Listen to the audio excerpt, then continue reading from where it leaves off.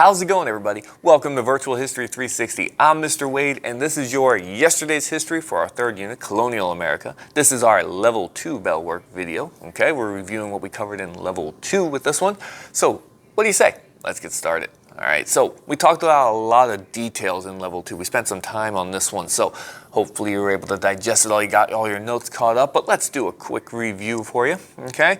We started by talking about a kind of a continuation from our exploration unit when we talked about Jamestown and how indentured servants and the idea of indentured servitude really drew people over here because it was a way for them to pay for their trip and it was a way for the companies to pay for their, or to get labor, okay? They were not slaves, okay? Indentured servants were people that were working for a set amount of time, typically 7 years, and then they would have their freedom after the fact. So that's indentured servitude. They would negotiate their contracts and they would come over. They soon were overwhelmed and didn't have enough, and that's why the Atlantic slave trade grew, and we've talked about that. But indentured servitude was a review that we just did here, okay? Now, what else did we talk about? Well, we broke down the colonies, or the regions specifically, and what their way of life was like. You know, remember Level 2 is about the geography and climate and stuff like that, so let's talk real quick about the New England colonies. You know, they were not, I mean, you had harsh winters, they had, you know, smaller plots of land, it was rocky soils, a little more hilly, harder to have large-scale farms. So the farms in New England were what we call subsistence farming. That's one of your vocabulary terms, okay?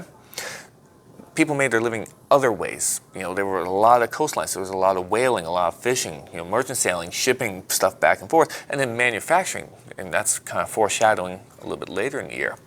Then the middle colonies, you know, people came over here, but this area was called the breadbasket for a reason.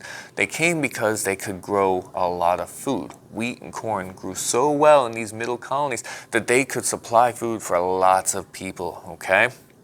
Now, all the colonies basically were founded for economic reasons. Pennsylvania stands out because the king owed William Penn and his family some money, so he paid them off by giving them land in North America. What about the southern colonies? A lot of these were for religious freedom, just kind of like the New England colonies. I forgot to mention that.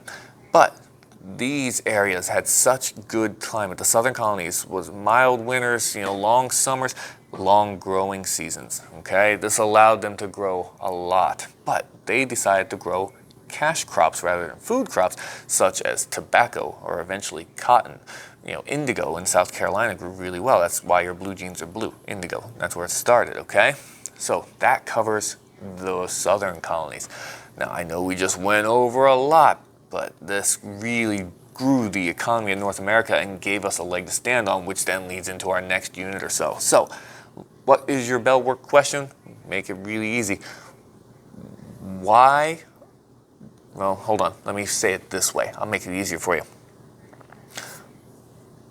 What region, instead of why, I'll just make it simple. What region grew the most food? New England, middle, or southern colonies? What region grew the most food? Remember we talked about the breadbasket of the colonies, right? That's the middle. So answer this question, do well, and I'll see you guys next time.